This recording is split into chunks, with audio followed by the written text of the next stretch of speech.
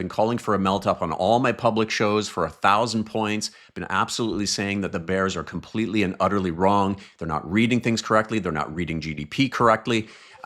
And this is really about something that is much, much bigger than CPI going up and down 0.1%. This is a very, very big movement happening here, especially in that inference area, which is going to be a part of AI that really infuses itself into practically everything in our lives. It's like Jensen says, it's not 100 times, 1,000 times, 10,000. This is millions of times bigger than we can imagine at this point, and it's quite literally going to be everywhere. So some themes we're going to talk about in this sort of basket of non-negotiable ideas are inevitabilities, right?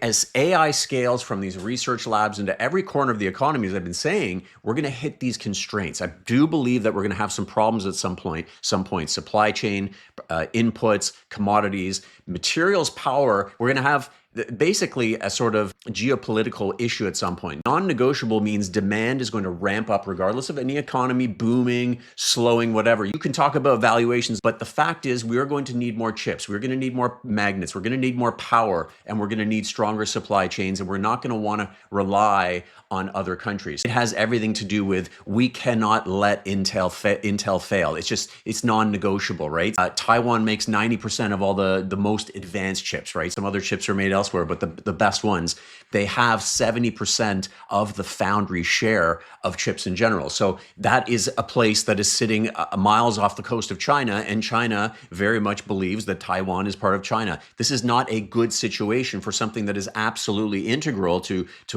what is being built, the foundation for this new world that is being built. Now, not just semiconductors, we can talk about power next time, but rare earths and magnets, right? So rare earths aren't just another commodity. They're that lifeblood of clean tech, of AI. We can make high performance electric vehicle motors, wind turbines, cooling fans in data centers.